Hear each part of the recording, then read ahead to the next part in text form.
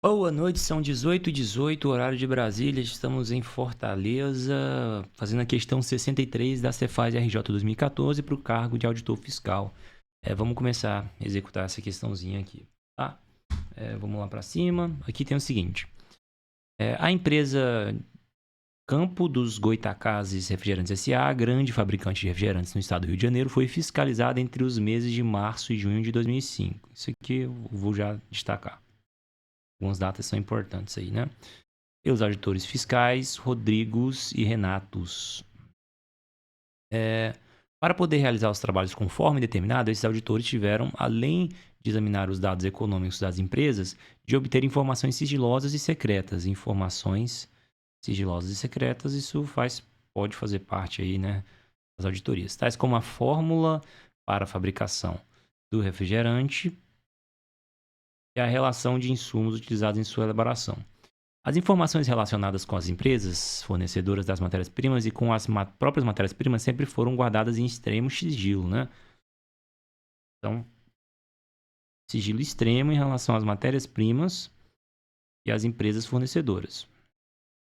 Notificadas a exibir livros e documentos relacionados com as operações e a prestar informações solicitadas pelo fisco, inclusive as de caráter sigiloso, a empresa Campo dos Goitacazes Refrigerantes S.A. prestou-as conforme solicitado. Bacana, agiu aí prestando as informações solicitadas.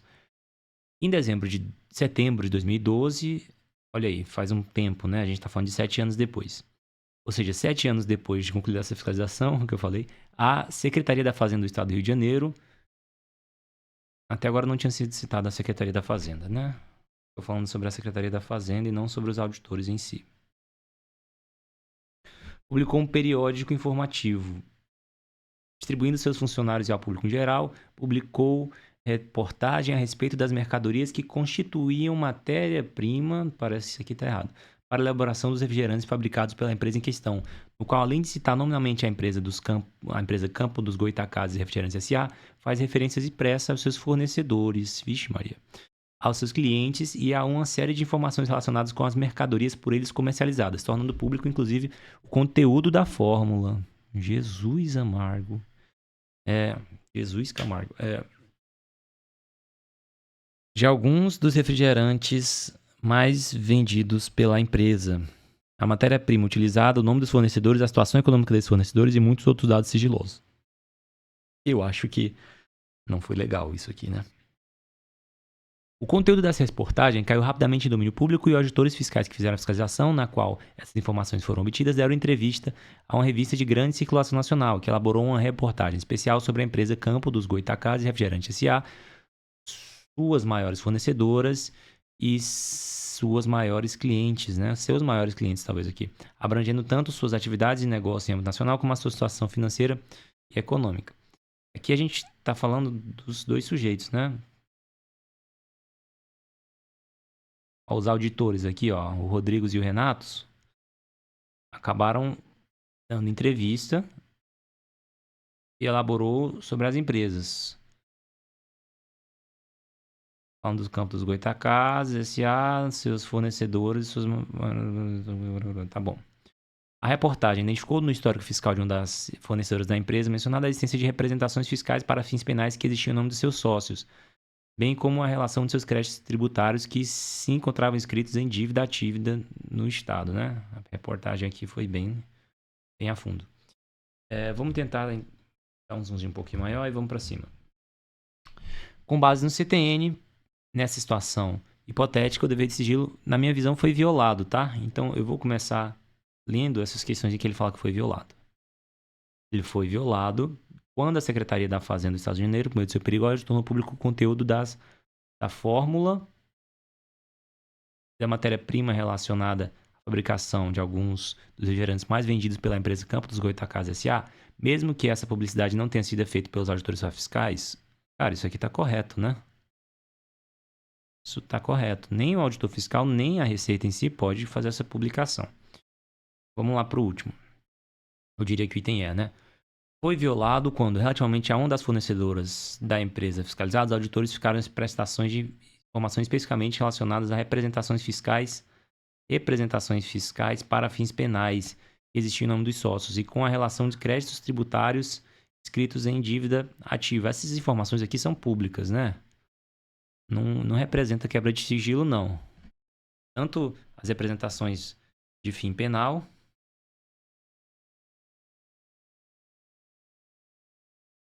quanto a inscrição em dívida ativa, não é quebra de sigilo falar sobre isso, tá?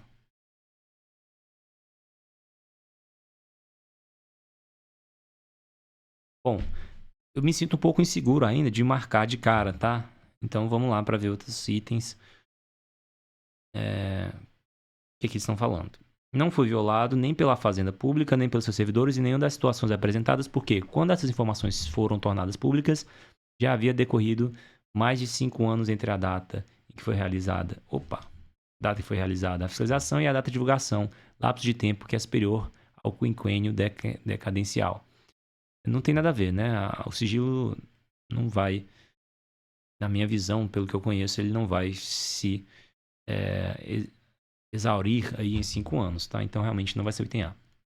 Item C, não foi violado quando os auditores prestarem informação para a revista de grande circulação nacional, elaborasse a reportagem em que foram publicadas especificamente informações sigilosas sobre a situação financeira e econômica das maiores clientes e das maiores fornecedoras da empresa Campo dos Goytacazes S.A., pois essas empresas não foram fiscalizadas por eles. Na verdade, essa informação, pelo menos dos fornecedores, né?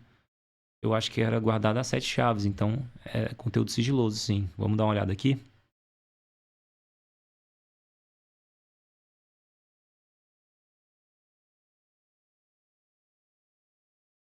Ó, as informações com as empresas fornecedoras e de matérias-primas sempre foram guardadas com um sigilo extremo, né? Então, em relação aos fornecedores, eu posso dizer que pisaram na bola aí, né? Não foi bacana divulgar essas informações. Quebrou o sigilo, isso vai ter uma penalidade aí, né? Dentro da lei. Não foi violado quando o periódico informativo da Fazenda publicou reportagem dando a conhecer informação sigilosa, relacionando matérias-primas também eram sigilosas, né? Utilizadas pela empresa Campo dos Goytacazes Refrigerantes S.A. para a fabricação de refrigerantes, porque o dever de sigilo não é da pessoa jurídica de direito público, mas seus servidores. Errado. Tanto a pessoa jurídica de direito público quanto seus servidores devem atender ao sigilo, tá bom? Fica aí a resposta, item B. Vamos ver o gabarito. Gabarito é item B. Bom, então, bacana, lembrei direitinho dessa questão, muito massa. Vamos para um breve comentário. Aqui, a gente tem o CTN, né, no seu artigo 199. Cabe falar que a Secretaria da Fazenda, dos estados, da União, do distrito, dos municípios, prestar-se-ão assistência, né, por meio de convênio. Está dentro desse âmbito, mas não é exatamente o que falou na questão, né? Podia ter citado também. Caso essa fazenda pública passasse dados aí da empresa para outra fazenda pública, estaria mais tranquilo, a gente tem também o artigo 198. Esse trata mais do sigilo mesmo, propriamente. Sem prejuízo do disposto da legislação criminal, é vedada a divulgação. Então não pode divulgar por parte da Fazenda Pública ou de seus servidores de informação obtida em razão do ofício. Então isso aqui é sigilo, tá? Que sobre a situação econômica, financeira do sujeito passivo ou de terceiros ou sobre a natureza e o estado de seus negócios ou atividades. Vamos para as exceções.